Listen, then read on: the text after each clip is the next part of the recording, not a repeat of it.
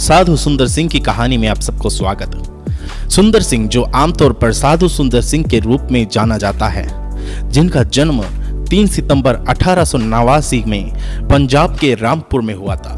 उसके माता पिता सिख धर्मावलंबी थे। सुंदर की मां बहुत ही धार्मिक एवं प्रभु भक्त थी। वह इस बात पर ध्यान देती थी कि जैसे ही सुंदर सुबह उठे तो उसे सबसे पहले आत्मिक भोजन और आशीषें प्राप्त करने के लिए प्रभु से प्रार्थना में समय लगाना चाहिए, तभी अपना नाश्ता करना चाहिए। वह उसे बहुत प्यार करती थी और चाहती थी कि वह अपने धर्म से प्रेम करे तथा एक पवित्र साधु बने। छोटी सी उम्र में ही सुंदर ने हिंदू धर्म ग्रंथ भगवत गीता को पढ़ना शुरू कर दिया था। उसके एक परम मित्र की मृत्यु ने उसे विभिन्न पवित्र शास्त्रों को पढ़ने हेतु प्रेरित किया और रात्रि के समय जब सब सो जाते थे तो यह सिखों की ग्रंथ साहिब, हिंदुओं के वेद शास्त्र अथवा मुस्लिमों की कुरान शरीफ को पढ़ता था। हमारे देश के असंख्य लोगों की आध्यात्मिक संतुष्टि हेतु खोज ने सुंदर को अपनी गिरफ्त में ले लिया। जीवित यीशु मसीह से मुलाकात।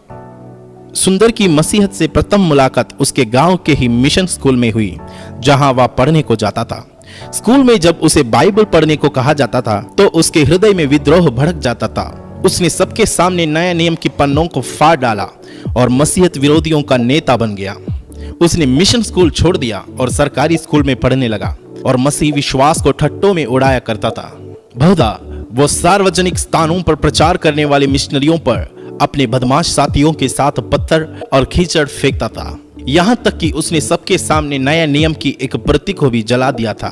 परंतु जितनी उग्रता से वह यीशु मसीह का विरोध करता था, उतना ही अधिक बेचैन और व्याकुल वह अपने दिल में होने लगा और अंत उसने बाइबल पढ़ना आरंभ कर दी। एक दिन बड़ी भोर को 3 बजे इस निश्चय के साथ उठ गया कि या तो उसे शांति मिल जाए अथवा वह अपना जीवन अपने घर के पास से गुजरने वाली रेलगाड़ी के नीचे समाप्त कर देगा। स्नान करने के बाद उसने प्रार्थना करना शुरू की, हे परमेश्वर, यदि कोई परमेश्वर है तो अपने आप को मुझ पर प्रकट कर, मुझे उद्धार का मार्ग दिखा और शांति दे। अनायास ही उसके कमरे में उसे बड़ी ज्योति दिखाई दी, जिसमें उसने उस जीवित यीशु मसीह को देखा जिससे वह घृणा करता था। यीशु ने उसे छिदे हाथों को दिखाया और कहा, तू मुझे क्यों सताता है? मैं तेरा उद्धार करता हूँ। तुरंत ही सुंदर का हृदय आनंद विभोर हो उठा और उसने जान लिया कि उसकी आध्यात्मिक भूख संतृप्त हो गई है। उसका संपूर्ण जीवन बदल गया और कोई भी उसकी इस महिमामय अनुभव के प्रति उसमें शक उत्पन्न नहीं कर पाया। सताए जाने के लिए बुलाहट। इस अनुभव के तुरंत बाद सुंदर अपने पिता के पास गया और उसने कहा कि वह अब मसीह है। सुनकर उसके पिता को विश्वास नहीं हुआ, परंतु बाद में संपूर्ण परिवार सुंदर के मसीह बन जाने के निर्णय से भयभीत हो गया। उसके पिता ने उससे विनती की कि अपनी माता के धर्म को ना त्यागो और सबको शर्मिंदगी में ना डालो। उसके एक धनी चाचा उसे अपने बड़े भव्य भवन में ले गए और उससे बहुत सा धन संपत्ति, बहुत से मूल्यवान जेवरात, रत्न आदि दिखाकर कहा कि ये सब उसके होंगे यदि वह मसीह विश्वास को त्याग दे। परंतु उसके हृदय में यीशु मसीह के प्रेम उसका इनकार करने से अधिक बलवान था। उसे घर से निकाल दिया गया। बिना भोजन और छत के सर्द रात्रि एक पेड़ के नीचे उसने गुजारी। उसे फिर से घर आने की अनुमति मिली, परंतु उसको घर के बाहर भोजन दिया जाता था तथा निम्न जाति के नौकरों के साथ सोना पड़ता था। सुंदर ने इन सब को अपने स्वामी के लिए खुशी से ले लिया, क्योंकि यह तो उसके लिए क्रूस उठाने की शुरुआत थी, जिसे उसको यीशु मसीह के पीछे चलने हेतु निरंतर उठाना था। अंत में उसे जहर देकर घर से निकाल दिया गया। वह गंभीर रूप से बीमार हो गया और मरने पर था, परंतु परमेश्वर ने उसे अपने महान उद्देश्यों को पूरा करने के लिए बचा लिया। अपनी बीमारी से ठीक होने के बाद वह लुधियाना आया, जहां पर कुछ मिशनरियों के साथ रहा और धर्मशास्त्र का अध्ययन किया। शिमला में उसके 16वां जन्मदिन पर उसको बपतिस्मा दिया गया। बहुत सोच विचार एवं प्रार्थना के बाद उसने अपने आप को यीशु मसीह को समर्पित किया और एक मसीह साधु बन गया। उसकी किताबें तथा जो कुछ उसका था उसने सब छोड़ दिया और गिरवा वस्त्र धारण कर लिया। नंगे पैर अपने हाथों में अपना नया नियम लिए हुए बिना किसी मानवीय सहायता पर निर्भर रहे वह अपने स्वामी की सेवा हेतु निकल पड़ा। उसके जीवन का आदर्श वाक्य यह था, गलातियों 6 अध्याय उसका 14वां वचन, पर ऐसा ना हो कि मैं और किसी बात का घमंड करूं, केवल हमारे प्रभु यीशु मसीह के क्रूस का जिसका द्वारा संसार मेरी दृष्टि में और मैं संसार की दृष्टि में क्रूस पर चढ़ाया गया हूँ। वह कहता था कि जैसे मसीह ने मुझे प्यार करने के लिए अपना बलिदान दिया है, वैसे ही मसीह को प्यार करने के लिए मुझे अपना बलिदान देना होगा। एक साधु के रूप में। यद्यपि कि अभी वह लड़का ही था, सुंदर ने अपने स्वामी के लिए भूखा रहना, ठंड, बीमारी और बंदी गृहों की यातनाओं को सहा। बरस पर बरस बीतते गए और वह अकेला ही पंजाब, कश्मीर, अफगानिस्तान, नेपाल और तिब्बत की पहाड़ियों तथा पहाड़ों पर यात्रा करते हुए अपने स्वामी के सुसमाचार को उन लोगों को सुनाते गया जिन्होंने इसे नहीं सुना था। बहुत बार उसे घृणा और विरोधों का सामना करना पड़ा। बहुधा उसे भूखे ही जंगल में रात गुजारने के लिए निकाल दिया जाता था। वो ठंड हवाओं तथा बारिश से बचने के लिए गुफाओं में शरण लेता था। कभी कभी तो उसे गुफा में जंगली जानवरों के साथ रहना पड़ता था। एक दिन सुबह उसने देखा कि एक तेंदुआ कुछ दूरी पर सो रहा था। एक दिन उसने पाया कि वह एक चीते के साथ था। एक बार भोर के समय उसने अपने कंबल में कुछ देखा। वह एक बड़ा कोबरा सांप था जो साधु के साथ गर्मी में आश्रय लिए थे।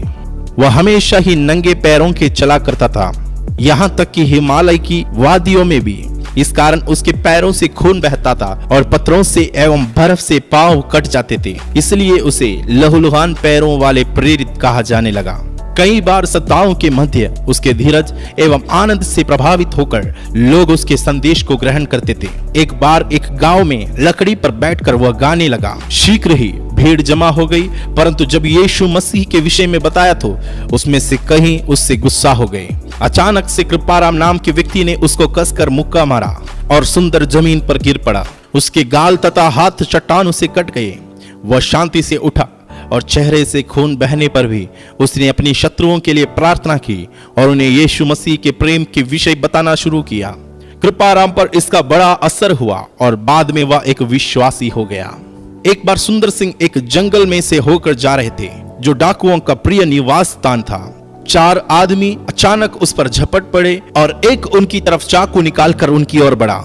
सुंदर ने सोचा कि अब मेरा अंत आ गया, अतः वह प्रार्थना करने लगा। इससे इस व्यक्ति को आश्चर्य हुआ और उससे पूछा कि वह कौन है।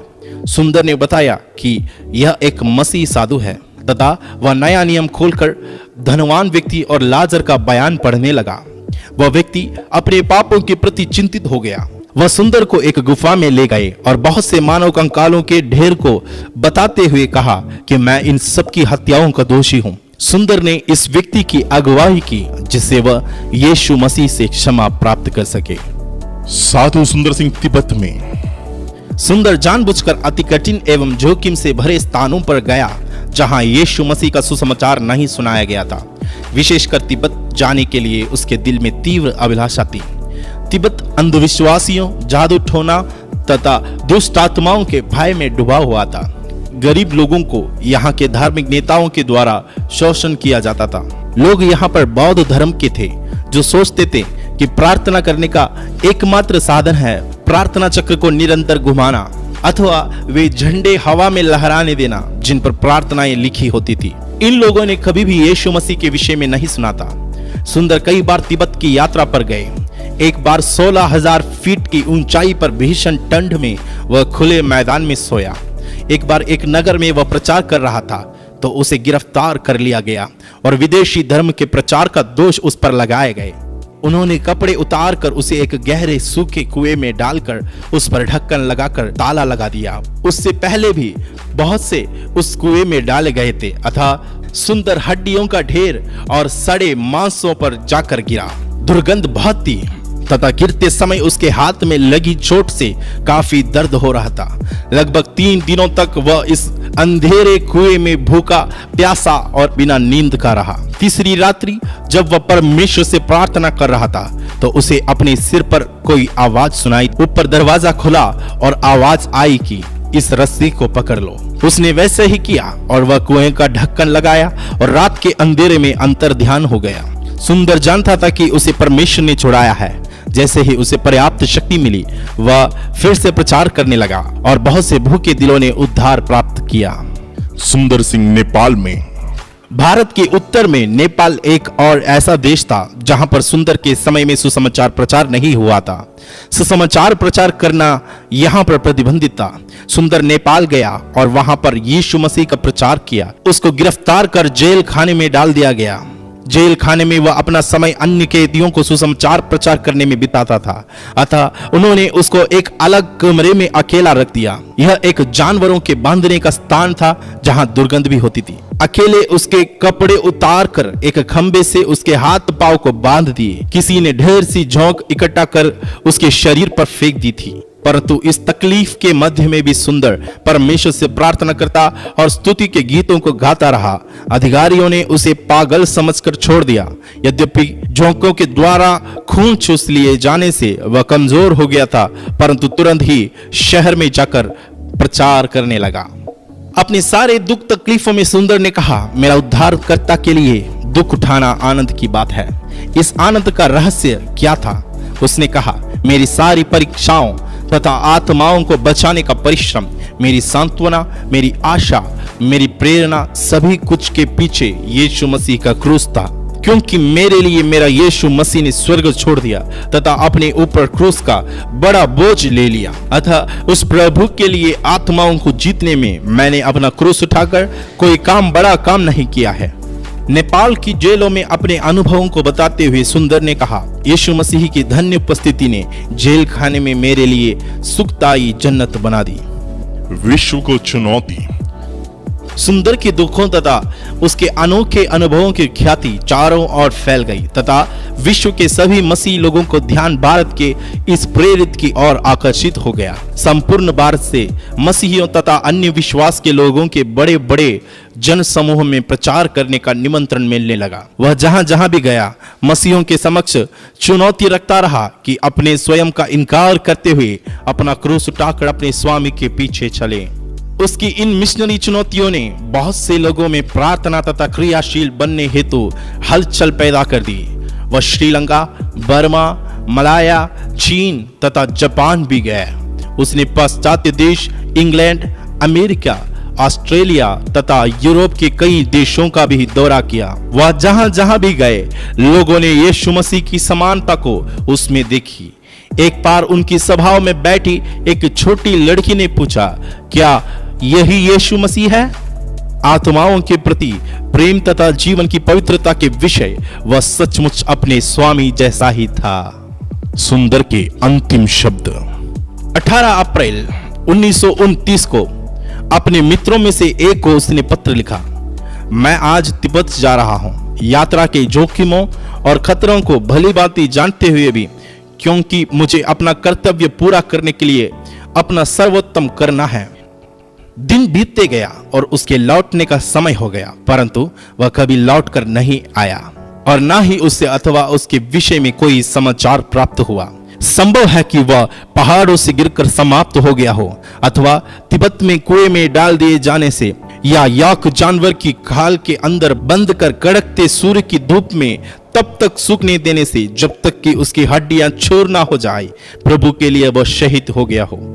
उसका अंत चाहे जैसे भी हुआ हो, परंतु हम एक बात के प्रति पूरी तरह आश्वस्त है कि भारत के इस प्रेरित के लिए प्रभु के पास एक शाश्वत मुकुट सुरक्षित है।